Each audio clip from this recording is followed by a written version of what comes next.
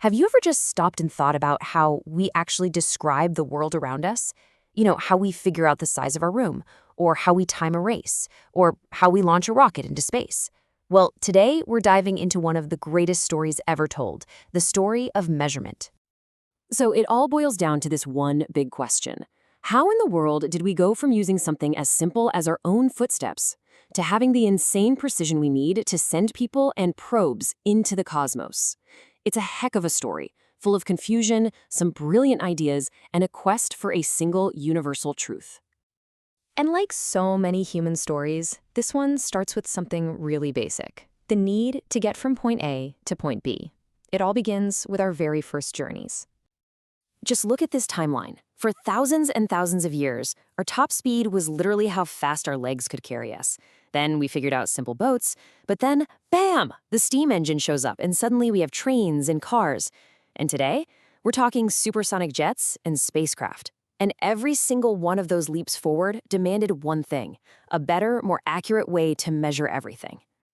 This is where we hit our first huge snag, what I like to call the problem of a foot.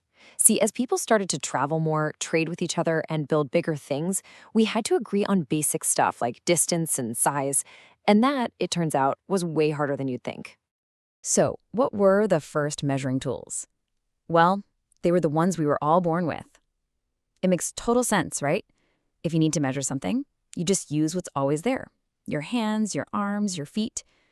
It was super simple and immediate. You had things like the cubit, which was the length of your forearm. A handspan was, you guessed it, the width of your palm. And a foot, well, it was just the length of a foot.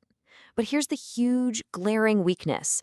My foot is not the same size as your foot. My cubit is different from yours. It was a recipe for constant confusion and arguments. I mean, really think about it. What happens when you try to buy a piece of land that's supposed to be 100 feet long, but the person selling it has way smaller feet than you do? It's just chaos. If we were ever going to advance in trade, building, or science, we absolutely needed a better way. We needed a standard. And that brings us to the big breakthrough moment. The point where humanity finally decided, okay, we need to create one single system for everyone. We needed a universal language of measurement that anyone, anywhere, could speak and understand.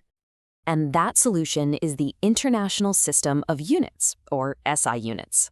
This was a game changer. It's a set of standards that scientists and engineers all over the globe agreed to use. And the most important part? It ensures uniformity. A measurement taken in one country is now the exact same as one taken halfway across the world. And when it comes to measuring length, the hero of this new universal language is the meter. No more arguing about whose foot is the right size. The meter became the one true global standard for distance. And the best part about this whole system is just how logical it is. Everything is based on the number 10. A kilometer is just 1,000 meters. A meter is 100 centimeters. A centimeter is 10 millimeters. It's clean, it's simple, and it's so easy to convert between them. Finally, no more confusion. Okay, so we've got this amazing universal system. But, having the system is only half the battle. Now we actually have to learn how to use it right. We need to measure with precision. So let's talk about a really common mistake called parallax error. This is a sneaky little thing that happens when you look at a measurement from an angle. Depending on where your head is, the number on the ruler can actually look like it's in a different spot. Your viewing angle literally changes the answer you get. So how do you beat it? Well, the rule is pretty simple, and this quote just nails it. To get a perfectly accurate reading, your eye has to be looking straight down, exactly perpendicular to the mark you're measuring. Straight on, no funky angles. All right, here's another practical one. What if the end of your ruler is all busted up and the zero mark is gone? No problem at all. Just start your measurement at any clear number, like the 1 centimeter mark.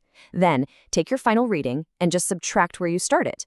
So if you start at 1 and end at 8.5, the actual length is 7.5 centimeters. Easy peasy. Okay, but what about something that isn't a straight line? You can't really use a stiff ruler on a curve, right?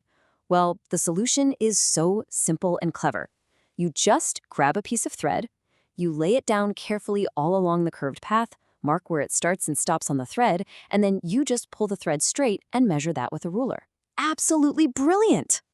So let's put it all together. We now have a standard for measurement, and we have the techniques to be precise. With that incredible power, we can finally start to accurately describe the world in motion. Let's start with the simplest type of movement there is, rectilinear motion. I know, it sounds fancy, but it's really just the scientific way of saying moving in a perfectly straight line. And you see this kind of motion everywhere. A car driving down a long, straight highway, a group of soldiers marching perfectly in step, or even just a stone falling straight down to the ground. All of them are perfect examples of rectilinear motion. But of course, not everything moves in a straight line, does it? We've got all sorts of other repeating motions around us. There's circular motion, like the blades of a fan spinning around. There's periodic motion, which repeats over time, like a kid on a swing going back and forth. And then there's rotational motion, where an object spins on its own axis, just like a spinning top. But, and this is where things get really, really cool, an object isn't just limited to one type of motion at a time. Oh no. A lot of things are actually doing more than one at once. Think about a ball rolling across the floor. It's moving forward in a straight line, right? That's its rectilinear motion. But at the exact same time, it's also spinning on its own axis. That's its rotational motion. It's doing both at once. And because we understand measurement, we can describe both of those actions precisely. And that brings our entire story full circle. We went from using our own 2 feet to measure the ground beneath us, all the way to using the meter to describe ridiculously complex motion and launch spaceships. We've come so far in our ability to understand our universe, which just leaves us with one last big question. Now that we've pretty much mastered measuring our own world, what on earth will we measure next?